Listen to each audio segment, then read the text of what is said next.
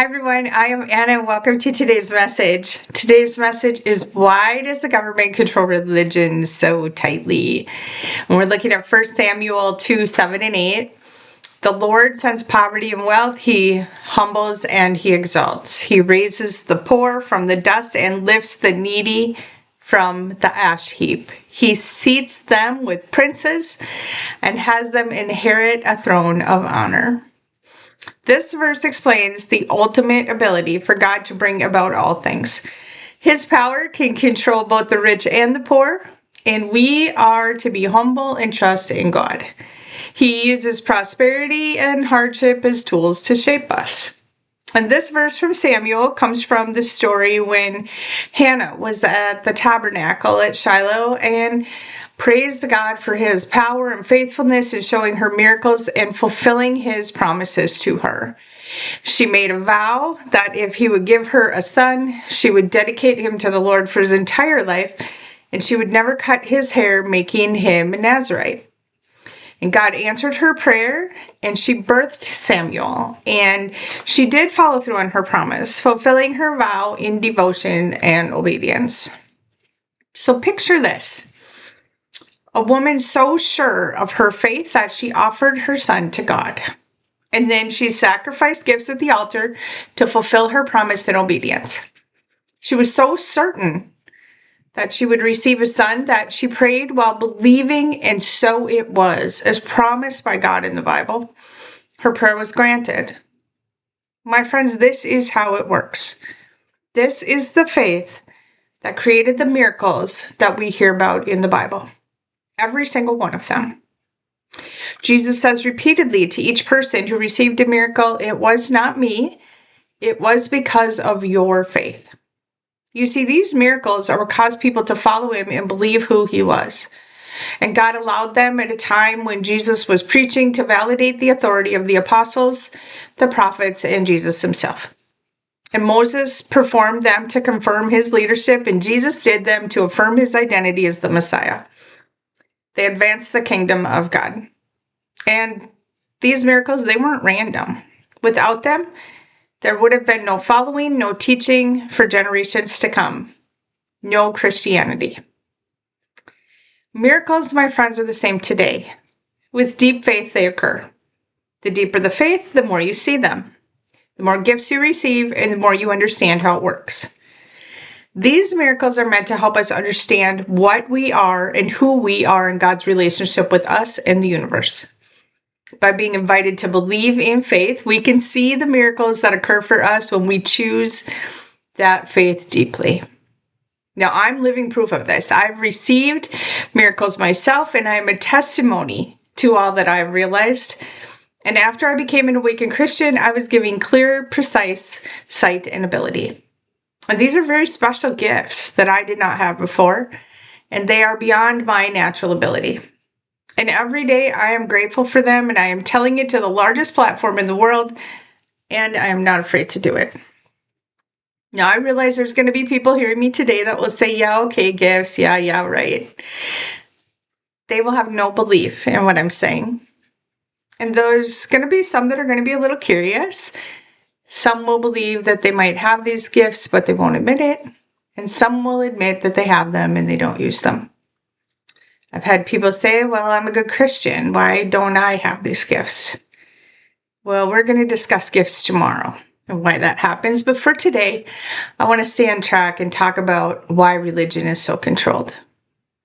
First, the world is a gross place. Sometimes. Especially for people like me who see things so clearly. Christians especially are at risk and sometimes killed for their faith. And in a world daily, around 317 million Christians are persecuted or suffer for openly spoken faith. The government in this case is enforcing the laws that protect them. But hostility remains, and sometimes it is the government who feeds the worst of the religious persecution. I have found that states specifically control much more than people think, and the laws that interfere with worship have increased in the last year, and more than 165 countries interfered in worship directly. They've created policies and actions to stop religious gatherings, deny permits for activities, close places of worship, and restrict the right to worship openly. And overall attacks on religious leaders are at an all-time high. And social hostility, well, all you have to do is watch the evening news to see that it's rising. The most widely attacked groups are Christians and Muslims, hands down. So I will ask you again, why does the government control religion so tightly? Why the religious siege? I mean, isn't it true that everyone has a right to seek faith in God without interference? Now I'm going to be straight with you about this. Exclusive faith in God challenges politics and those who control the government at every level. God exclusively has control of prosperity, success, military conquers, and protection from disaster. Political and social threats, diversity, and honestly, if any person like me, a plain girl in a small town, can testify true miracles in her life, then anyone else can have them also. I am not special, I'm just very faithful. And if the entire world began to understand who they really are and reject the world that they have been taught to accept, and begin to act morally Christ-like, ethically, and use spiritual value and gifts that come from God, there would be no reason for government. The truth is that if people acted like Christians, it would challenge all that we've been taught, and it would cause an evolution so profound that it would disrupt religious, political, and social norms in the society that we have learned to live in. The government would become the outsider because the people would refuse to honor the government that we have chosen to awaken, which would end the government as we know it. It would be just like when Jesus was telling people about God and showing them miracles. When they saw the miracles, they realized and they awoke from their slumber. The government was losing control and they killed him so that they could maintain control. But he had already quietly done so much that the people talking and kept talking. And once he raised Lazarus, well, that was his final miracle, and they could not deny who he was. They couldn't fight the proof, which is what's happening still today. Religion is controlled so that we are controlled. So what God gave us cannot be used without risk. So I'll ask you, what do you think might happen if all of you listening to me today received gifts and did what I'm doing? How many people do you think you could touch in a year? Well, let me be really frank with you. I haven't even spoken for a full year, and I've risen past 100,000 people who have heard my messages.